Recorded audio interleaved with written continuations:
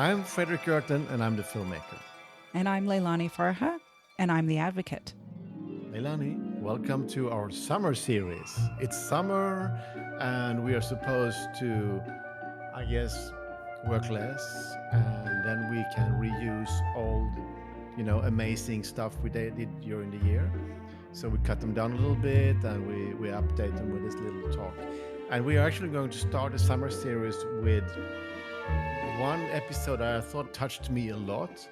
And it was with David Boyd, who is the UN Special Rapporteur on Human Rights and the Environment.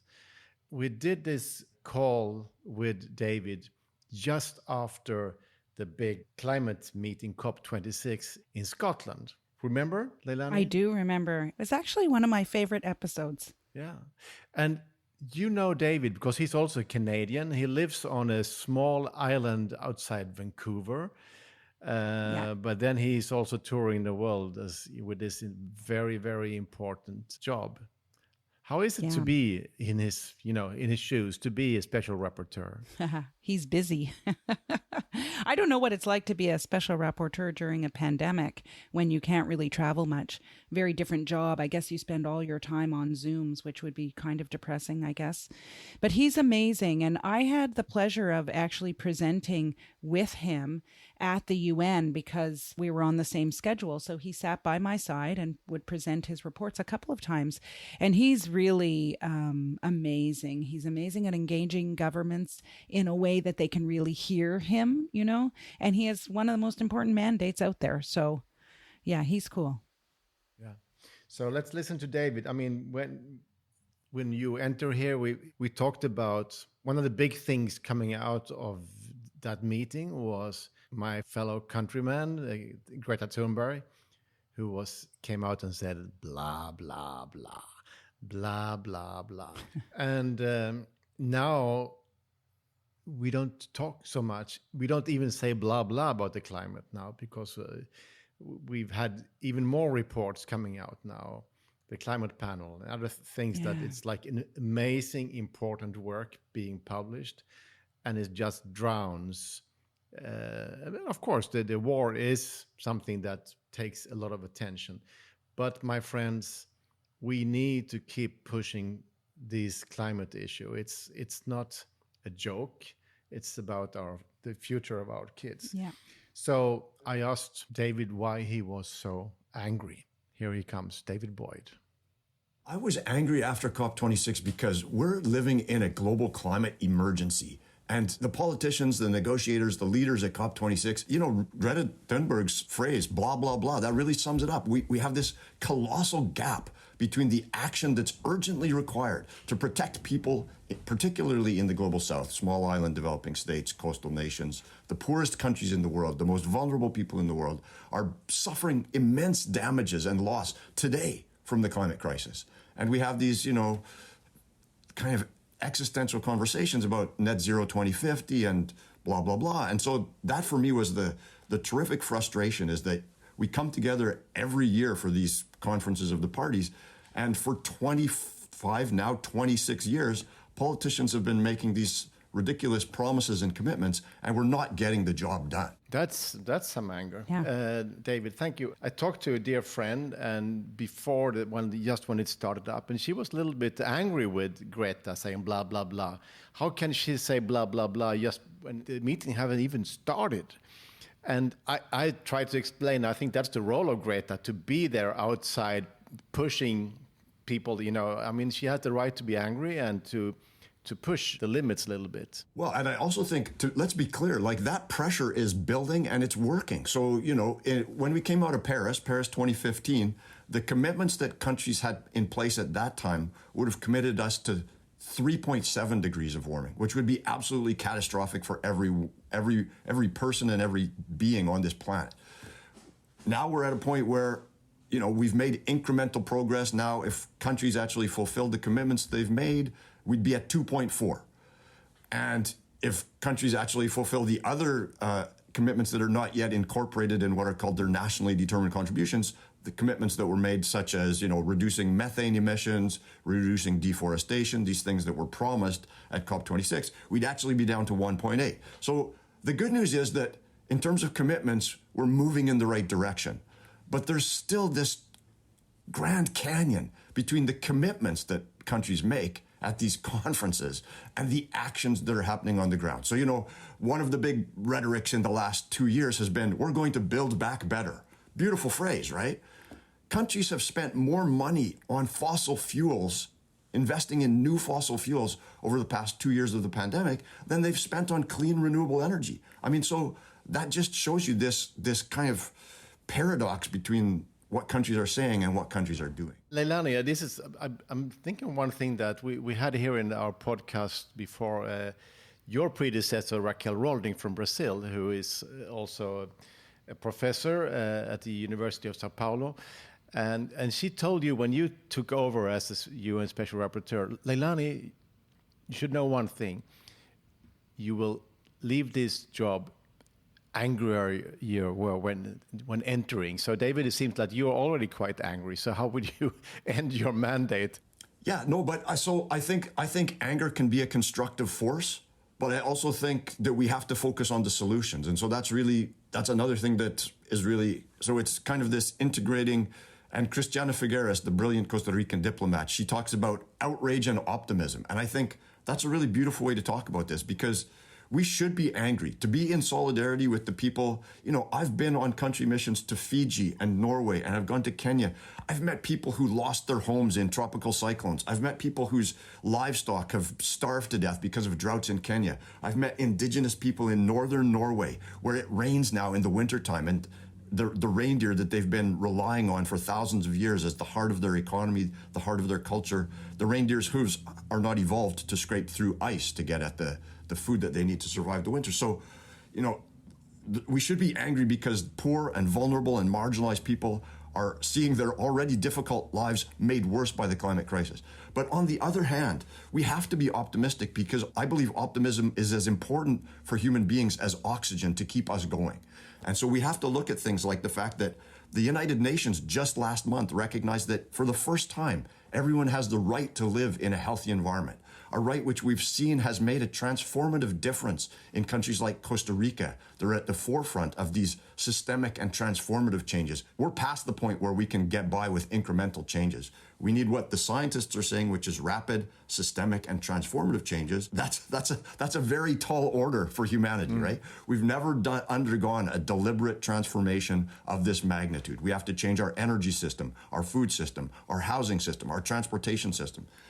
But the thing is, we're actually already doing that. And there's incredible signs of hope on the horizon. If you look at, for example, the growth of solar and wind energy, if you look at the rapid uptake of electric vehicles, if you look at the construction revolution, net zero buildings in California, the European Union, other places, there's a lot of reasons to be hopeful. We need to take those seeds of revolution, water them, fertilize them, and make them grow faster than they're growing today. Leilani, I could hear David mentioning something that is really important for you, the human rights of a clean environment. How do you react on this? Well, I mean, it's obviously an historic moment when the United Nations announces through a resolution kind of new articulation of a right, which is the human right to a safe and healthy environment.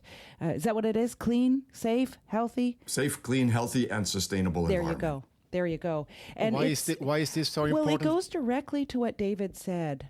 If you look, for me, I mean, David will have his own expert analysis, and I am by no means an expert in this area. But what it signals to me is exactly what David said. Who is suffering the climate crisis most? Who is most affected? And it's always vulnerable and marginalized groups. And that's who is most protected by human rights. That's for whom human rights are so important.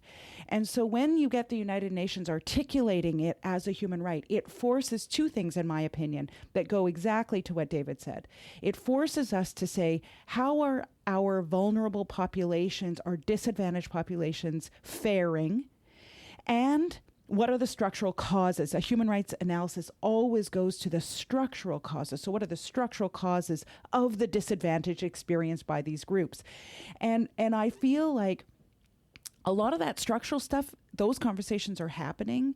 But when David talks, and I've read some of his reports about the experience on the ground of vulnerable groups, that I think keeps getting lost. I was so moved during COP26 listening to people from those island nations where like the islands, like they're disappearing, where you're talking to people whose lands, homes, cities, etc. Their entire life is disappearing because it's sinking underwater. It's very moving, and we need to keep that I feel we need to keep that in the fore, and that human rights lens helps with that. But that's my analysis. I would like to wind back a little bit, David. So, I mean, I would like you to tell our listeners how you work. You go on official missions to countries. So what have you just been, or where are you going? Tell us a little bit so people can understand your job. It's to be special rapporteurs. It sounds really funky, but nobody really knows what you're doing. Well, I mean, certainly before the pandemic, I did spend a lot of time traveling to those countries that I mentioned, to Fiji, to Norway, to Kenya. The pandemic has been horrible in so many ways for so many people, but for me, it's been horrible because I do so many Zoom presentations. So, I think this year I've done over 150 speeches on Zoom, just trying to talk to people about the right to a healthy environment, what it means, what it could mean for them, what kind of obligations it imposes on governments. And next week I'm headed to the Caribbean to visit the Barbados and St. Vincent and the Grenadines. And people think, oh my God, this guy, he's going to the Caribbean in the middle of the winter. Lucky guy. Well, what happens is you get up at dawn, you spend every hour of the day meeting with people, meeting with government officials, meeting with civil society, meeting with judges, meeting with scientists, learning about how the climate crisis is affecting their homes, their livelihoods, their cultures. And then, at the end of this visit, after dozens and dozens of these meetings, then I'll produce a report that says, this is what's going on in St. Vincent and the Grenadines. And the thing that really is critical and that a lot of people don't understand about human rights is there's a certain magic in human rights. Because unlike environmental policy or other things where governments can say, well, we might do this, we might do that. We might put a carbon tax in place, we might put some regulations in place. When you talk about human rights, these create legally binding and enforceable obligations. And so to put this in the context of this climate conversation that we're having, countries signed up to the UN Framework Convention on Climate Change in 1992. And they said, we will do everything we can to avoid dangerous anthropogenic interference with the Earth's climate system, because that climate system, the stability of it, is fundamental to the well-being of life on Earth, not just of humans, but of all diversity of life on Earth. We know that 29 years later, emissions have gone up 60%. And there's not a single mechanism that you can use under the Framework Convention or the Paris Agreement to hold these governments accountable to what they've committed to do. But when you bring human rights together with that international environmental law, you get almost like a kind of, magic or alchemy, because the human rights element brings in processes and mechanisms to hold those governments accountable, to make those obligations meaningful. And so, we've seen that in the Netherlands with the famous Urgenda case, where the Supreme Court of the Netherlands said, you can't just treat these international environmental commitments like they're optional. You have to protect the human rights of your citizens, and that means reducing emissions much more quickly. Same kind of court decision from the German Constitutional Court earlier this year, same kind of decision from the Supreme Court of Colombia. So we're seeing this unprecedented convergence of environmental law and human rights law that, frankly, I believe is capable of catalyzing the rapid, systemic, and transformative changes that we so desperately need. This is really inspirational to hear, because I know, since I've been traveling with Leilani so much, and I can see that her language has really been influential in the world of housing. And suddenly all activists and politicians are starting to use the human rights of a decent home, of a safe home. And that changes the whole conversations. And a lot of the success happening around the world now is also partly the change of the language into something that is more clear cut. So can you feel that this is now moving in, more and more people are getting this? I mean, more politicians and certainly activists? More activists. I mean, we had this amazing coalition of over 1,300 civil society organizations, indigenous peoples organizations that really coalesced behind this need for the United Nations to recognize the right to a healthy environment. And that I've never seen that kind of a convergence of all of these diverse interests. And so now all of those groups are talking about they have the right, people have the right to a healthy environment. That's very empowering. And so really, I think the critical task for the next year, the next 3 years, the next decade is to take those beautiful, inspiring words and ram them down the throats of government until they do what needs to be done. Ram them down the throats of business leaders until they do what needs to be done. And so, you know, it's an exciting time to be working in this field. I'm standing up. I always stand up when we do these podcasts, but I was giving you a standing ovation, David, when you were talking about the accountability framework that comes with human rights that is unique to human rights. And I just want to underscore that there are few, if any, frameworks that have that built in.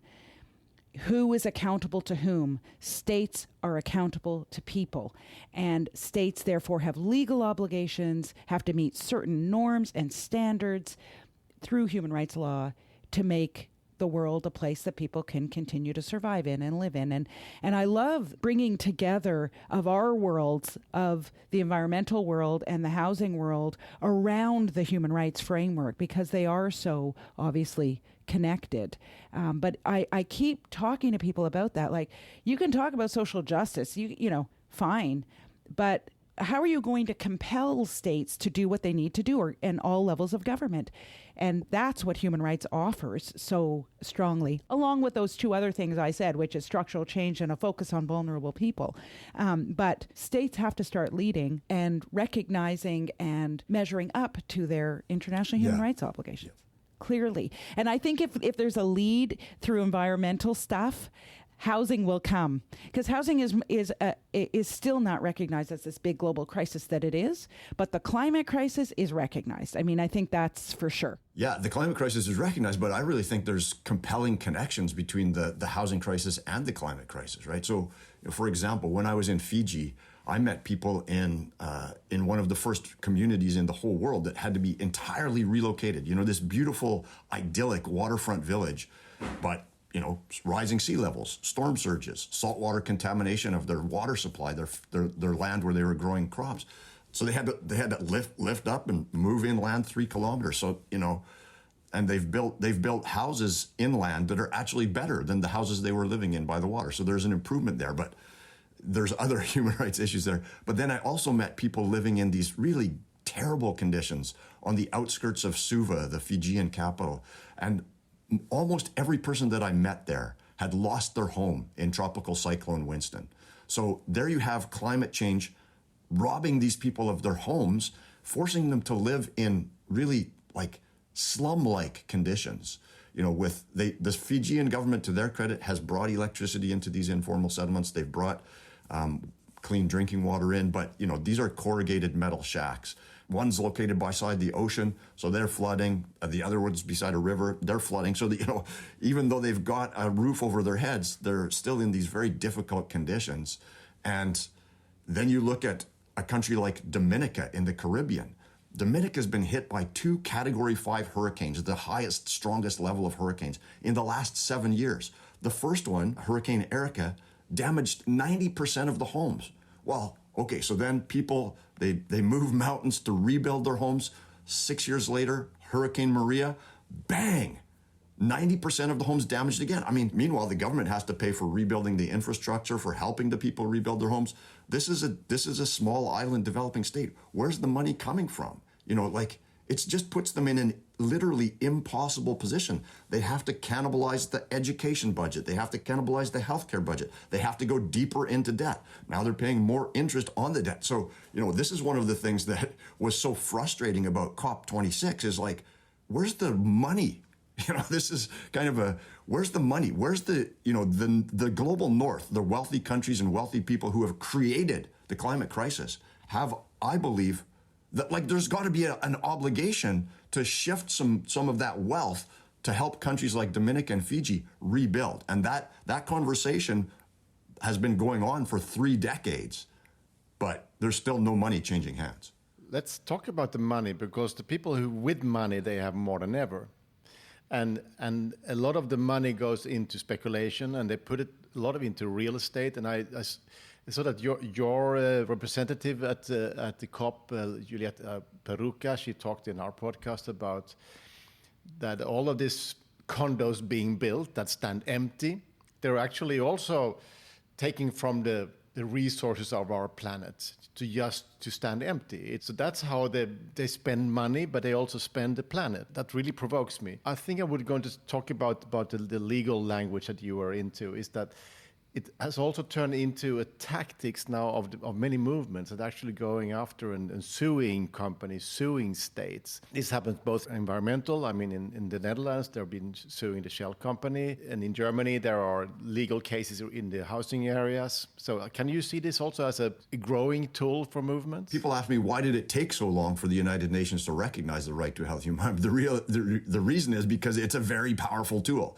And we've already seen for the first time the resolution from the United Nations was cited by the Constitutional Court of Costa Rica last week in a case involving a pesticide that's killing bees. So yes, litigation is a powerful tool. Litigation has been a powerful tool for social movements dating back to the abolitionists who used litigation to bring about the end of slavery, right? But I also think that when we talk about human rights, litigation is kind of like, it's the last resort, right? If I have a right to a healthy environment, then my government has an obligation to make sure that there's clean air, that there's safe drinking water, that there's sustainably produced food, that there's non-toxic environments where people live, that there's a safe climate, and that there's healthy ecosystems and biodiversity. A government in an ideal world would take the actions required to fulfill those obligations. And so actually, that's what's happening in Costa Rica. The government is doing they've got 99% of their electricity now coming from renewable energy sources. They're working on transportation. They're delivering on those obligations. But where governments fail to live up to those obligations, then, people in the streets putting pressure on, that's important. People in the courts putting pressure on, that's important. It's really like we have to use, in an emergency, you use every tool that you have, right? You don't leave anything sitting on the shelf. You take every tool that you have and you apply it to its maximum possibilities, and that's what we're seeing now. And India was obviously a disappointment at the COP with the coal issue, and now there's a toxic smog over Delhi. It seems like there's almost a little connection there. Yeah, a little connection. Well, this is another source of frustration, frankly, for me, is the fact that every single year, 7 million people die because of air pollution. And we've been in this pandemic now for like 18 months or whatever it is. Between 5 and 6 million people have died, which is absolutely horrible. But every single year, more people die from air pollution than have died in the COVID-19 pandemic. But they're invisible because they're poor, because they're black, because they're indigenous, the majority of them. And so this is something that we really need to overcome. And that's, again, coming back to the right to a healthy environment, a critical element of that is clean air for people to breathe. And it's connected to the climate crisis, because if we stopped burning these fossil fuels, coal, oil, natural gas, then that number of premature deaths would be instantly cut in half. We would save millions of lives every year by phasing out fossil fuels. And India, you mentioned India kind of ended up being the villain of COP26. That's just wrong. The villain of COP26 is the rich countries that have created this crisis and are not doing enough to solve it. So, sure, I'll slap India on the wrist for changing one word in the final declaration. But for the love of God, people, it's the United States, it's the Europeans, it's Canada, it's the Middle Eastern countries. These are the countries that have created this global crisis. These are the countries that have to open their wallets and their bank accounts and help the people of the global South to overcome this crisis, to survive this crisis, and to rebuild their societies and to become flourishing, sustainable countries where people enjoy a decent quality of life. It's, of course, also an imported model from our side. I made a film called Bikes versus Cars, so it's like about the lobby-driven city planning, and it's obvious. I mean, Delhi is now, nobody moves, it's all toxic, but I mean, the car explosion in India is quite recent, so it's copied from our systems that haven't been functioning for Right. many years. And just to continue to connect the dots, when I think about, when I read this morning, for example, about the air pollution in India, and the government's response has been to close down industry, to keep children at home.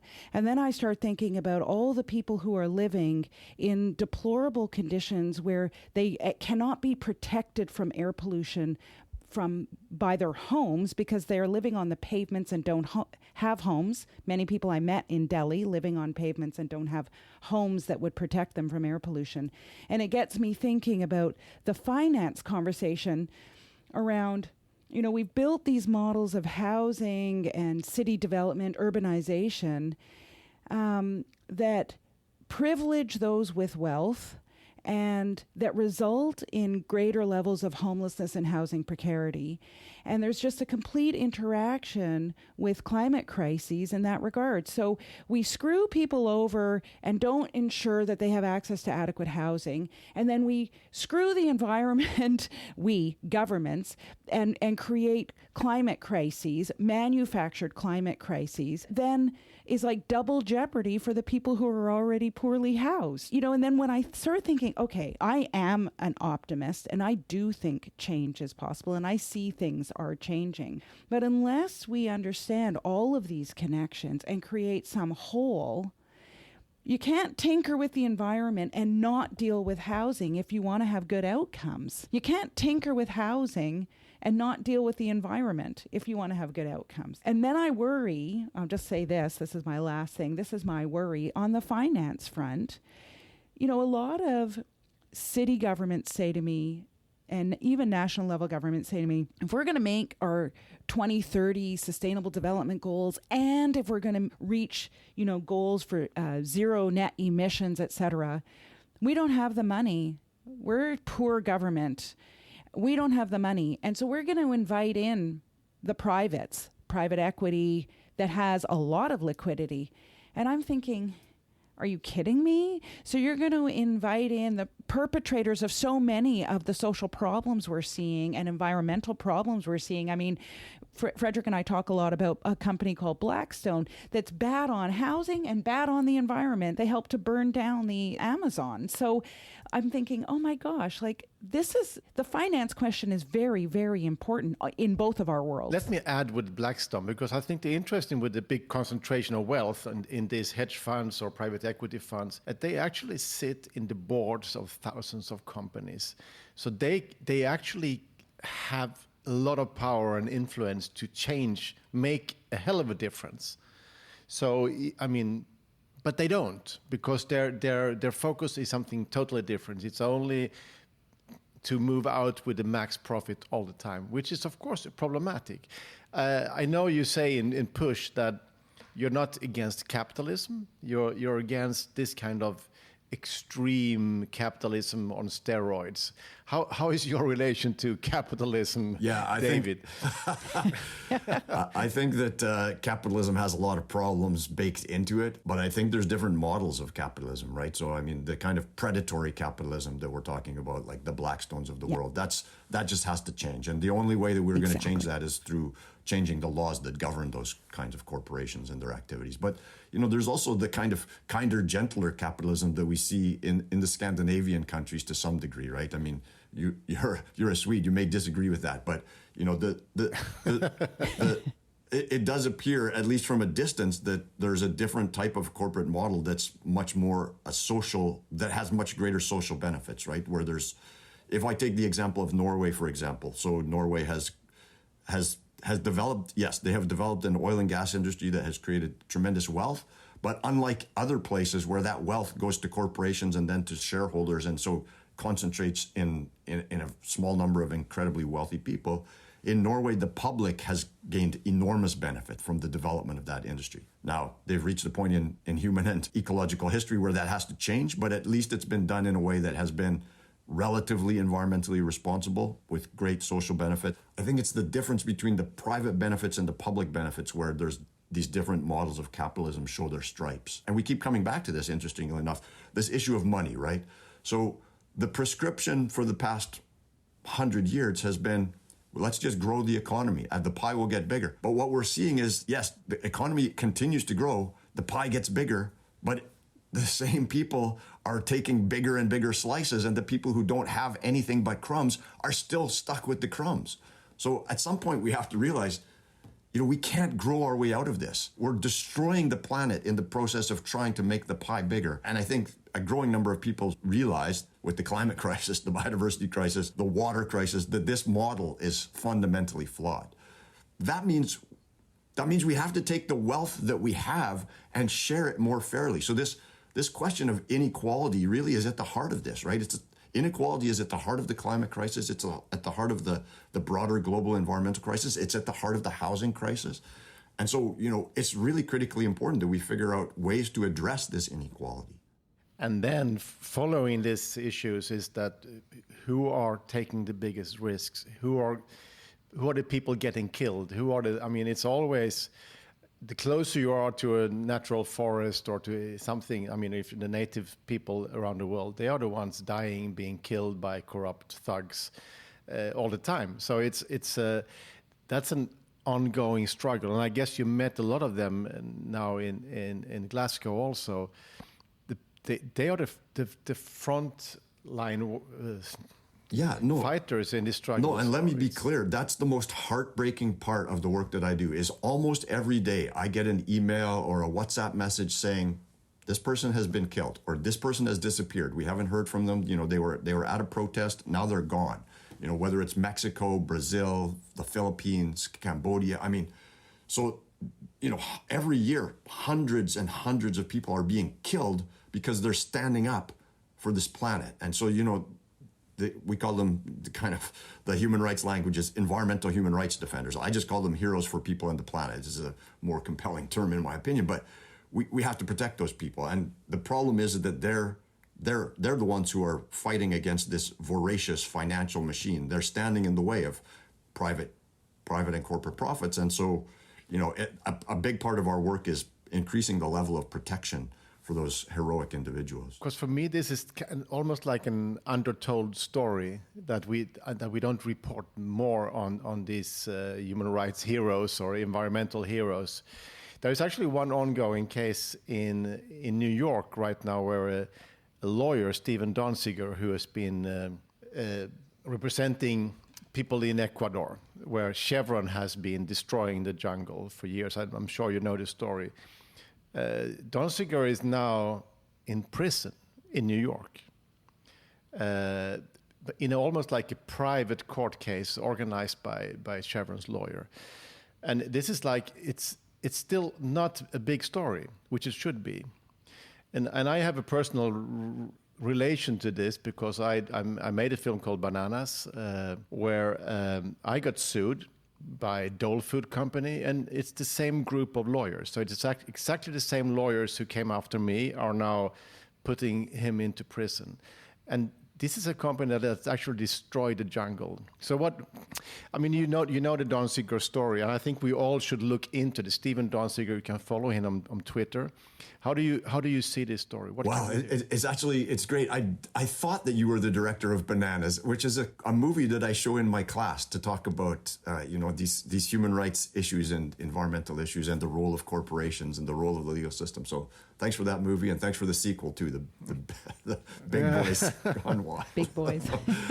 Terrific filmmaking. And the thing that gets lost, I think, Stephen Donziger's prosecution and persecution it's such a crazy story. The response against the targeting of that one individual is so over the top. But what gets lost in the story is the fact that you still have tens of thousands of people living in this area of the Amazon, which was once obviously like paradise on earth and is now a toxic, polluted, contaminated mess. And this lawsuit and this litigation's been going on since 1992, and literally billions of dollars have been spent on lawyers, which could have been used to just clean up the bloody mess in the Amazon. So these people are still living in horrific conditions while the legal shenanigans carry on. I think that's tragic.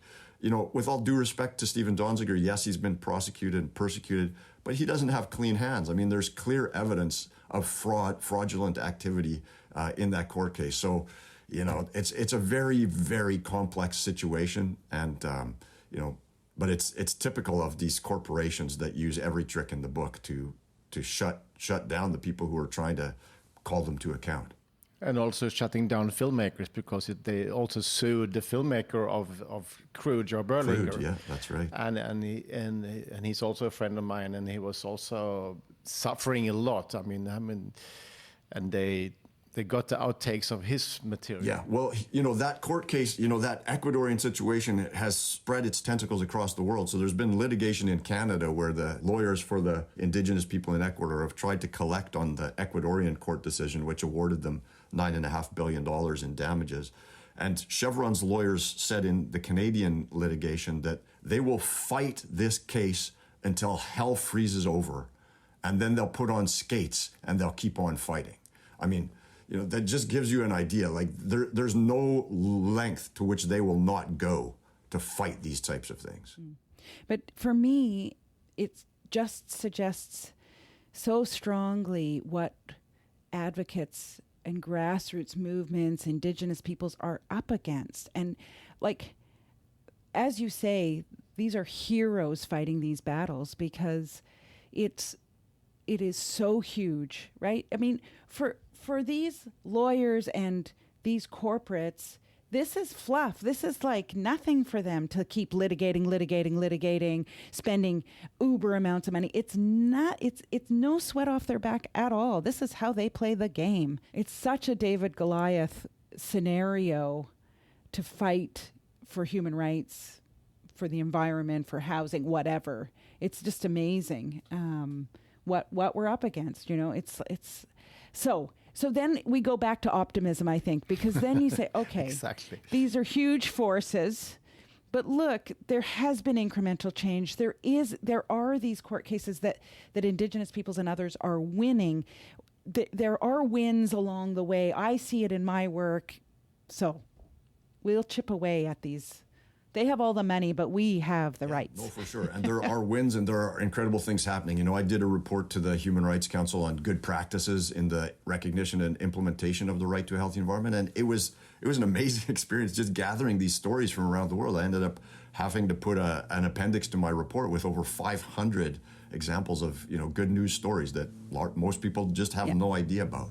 But I want to come back to what you said, Leilani, because I think it's critically important when you said that you're hearing from governments, they don't have the money.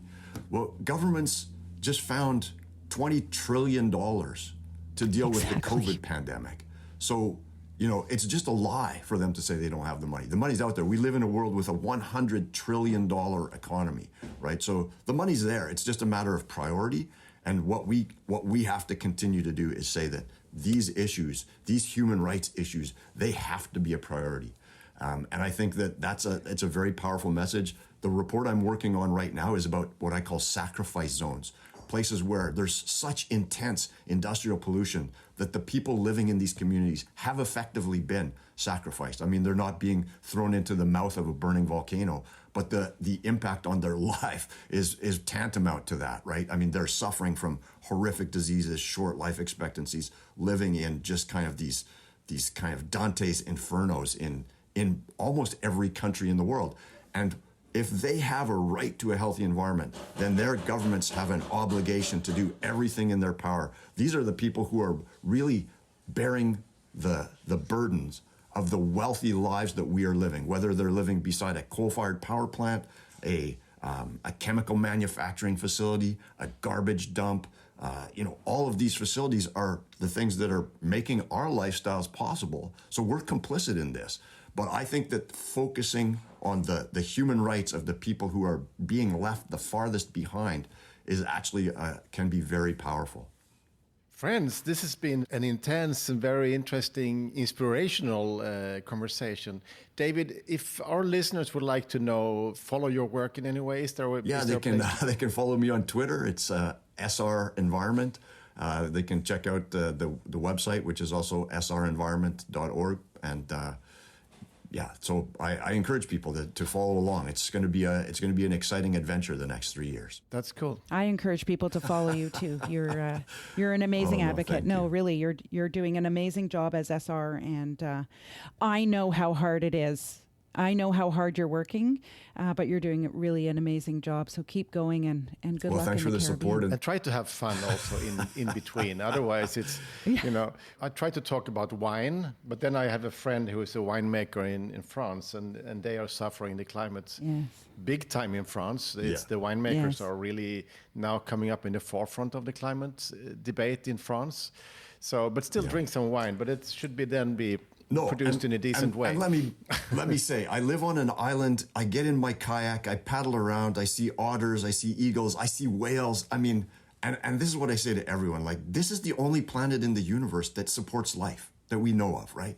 And it's an amazing place. I mean, no matter where you live, nature is absolutely spectacular, from the stars in the night sky, the smell of flowers, the productivity and the strength of insects. I mean, no matter where you live, go outside, connect with nature, and that will restore you. That will inspire you. That will replenish you. It's the most amazing thing, I think, and a source of constant inspiration for me.